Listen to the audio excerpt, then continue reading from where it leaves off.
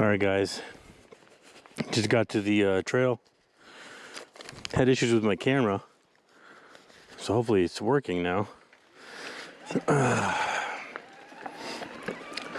So yeah, I just wanted to do a shakedown ride with this mud guard setup. Like I said, I'm running both mud guards right now, just to try it out. Woo! Man, this bike controls so nicely now. Just with the overall setup, the suspension setup, the carbon frame, the wheel setup. This bike just feels like a Cadillac, I'm telling you. Comparing this to my old bike, the aluminum version, it's quite a difference. I can feel the difference, definitely. The brakes are amazing.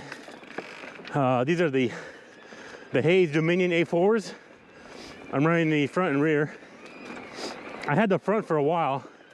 I had the factory SRAM DB8, and I hated those things. They were horrible, just trash. Just the grab on these Hayes are just crazy. And braking is a huge deal for me, especially being a heavier rider and all. But there's somebody up here. I thought somebody was calling somebody. I don't know, or I'm hearing things. Probably hearing things. But look how beautiful this is, guys. Isn't that beautiful? Man, it's quite chilly today. I wanted to experiment with this mud guard that I have. It's basically like the world's smallest mud guard. It just fits there in the bottom of the chainstay, and that's all it's going to protect. It'll just protect that area, and that's it. So,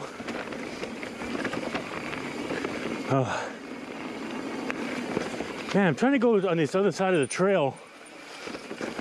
There's like a downhill section over here that I wanted to try out, but I keep always missing the entrance, and I don't know where it's at. Whew.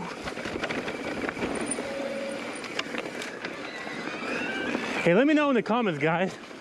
Do you use your front brake more or your rear brake more?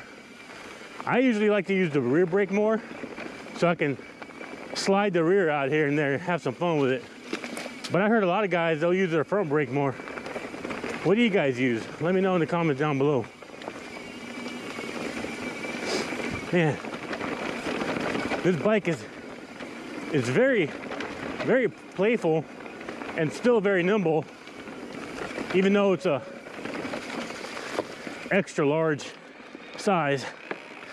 I thought it was gonna be hard to handle being an extra large bike, but believe it or not, guys, this thing goes where you tell it to go, you know what I mean? Okay, I'm gonna go this way. I think this is the way I usually go, but I always end up on the wrong side of the trail. I don't know if somebody took the sign down or what. But yeah, guys, I'm just happy to be out here and enjoy the great outdoors and my bike, really. So this is probably, man, there's supposed to be a sign somewhere right here. Where the heck is it? You know, I think somebody took the sign down, because I swore it has to be right here somewhere.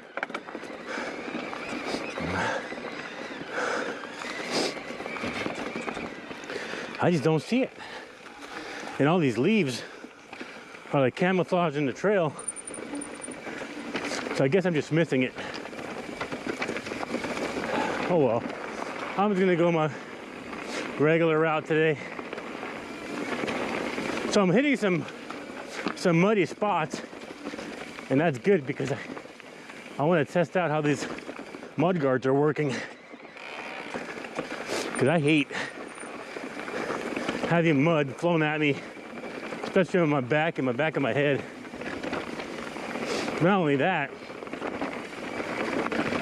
I have a carbon frame now, and I want to protect that carbon from rock chips and slapping trees, branches, and bigger rocks. So that's another reason why I'm going with a mud guard. Like I said, I did have to modify the Psycho TV mud guard because I'm running both of them. I'm just kind of doing a little test. I want to see how it works, and if it doesn't work, I'll just go and buy another mud guard and have the full size one and the one that I trimmed up a little bit. So it's okay. It's getting a little windy. I want to show you guys this crazy section here. So this is like gonna be going into the bottom side of the trail here. This is basically dynamite. Pinacle State Park here in Mamel, Arkansas. But look at this. They got cars just in the middle of the mountain. I don't know how the heck they got these cars up here. There's cars, there's like washing machines, stoves. There's a stove right there. Look at that old stove, refrigerator. How the heck did they get these up here? That's what I want to know. Yeah, I can't see the trail at all. All these leaves got it all covered up.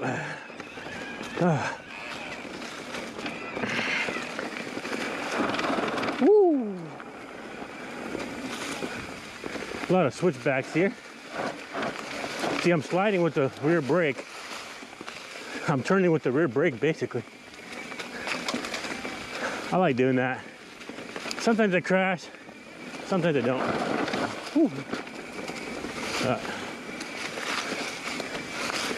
Just having a little fun.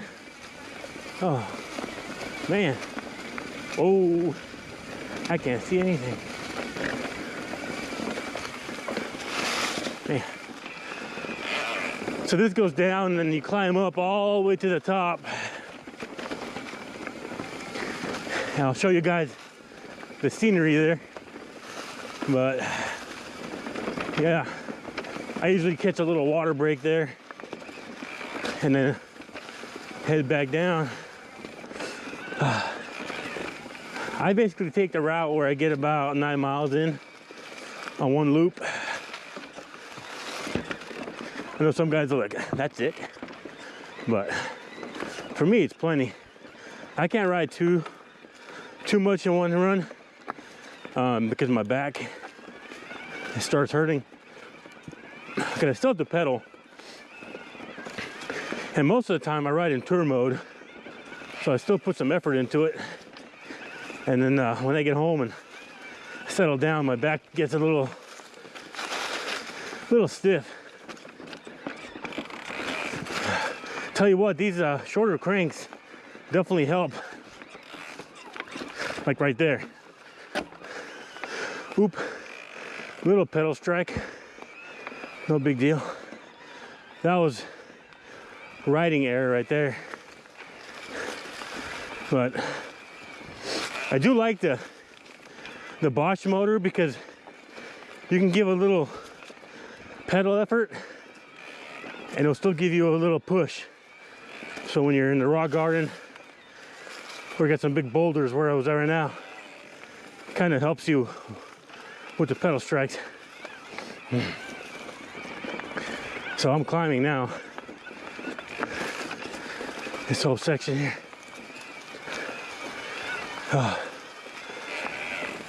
I'm getting out of shape.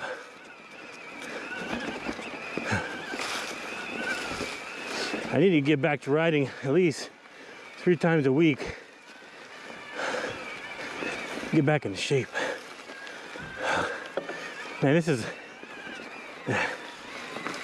climb is a little brutal. So I was gonna tell you guys, some guy's been asking about how the bike is being with a different travel on the front, if it's popping the tire off the ground, and it's not. So I'm climbing some steep stuff right now, and the tire is staying planted.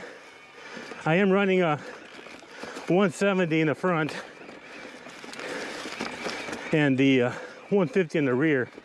Now I do have the flip chip on the high setting to offset the 170, but I might overstroke the rear and make it a 165 rear, 170 front. Kind of level the bike out a little bit, but it's handling just fine.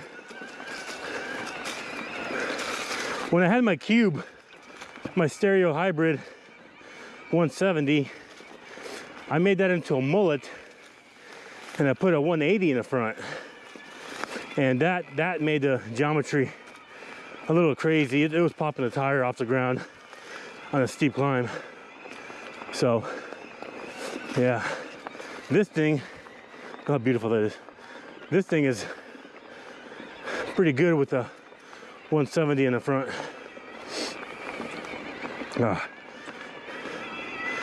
Man, I tell you, whoever says you don't get an exercise on an e-bike, they're lying to you, because they're either riding in turbo mode or they're just in really great shape. But I hardly use turbo mode. Maybe I use it like twice, 3 times, and I just riding around with my daughter in the neighborhood. But I never use turbo mode in the trail. It's just not needed. It's too much power. I'm still out here to get exercise and have fun. You know, without an e-bike, I wouldn't be able to do this kind of stuff because it would just put too much pressure on my back. And I love doing this. Like this is my zen. This is my happy place.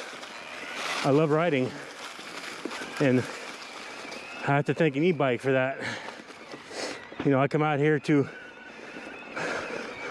unwind and de-stress, and I can get some exercise all in one. Man, whew. I don't know if it's because of the weather today or what, but I just can't catch a breath. Man, all these switchbacks and the climb.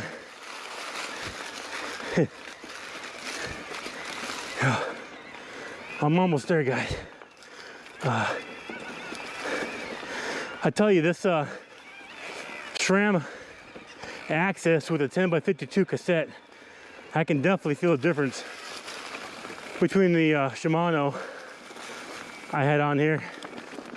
I'm not utilizing all the gears like I was with the Shimano.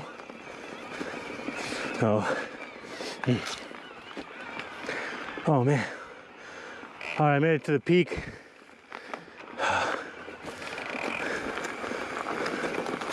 I'm gonna show you guys this section right here. I don't know if I'm supposed to go this way, but I do. It's my little secret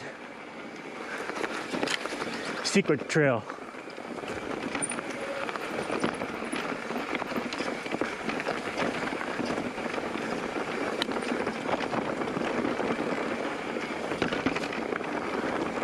Yay, I made it. Look at that, guys. Isn't that beautiful? They just put this thing in some kind of piece of art.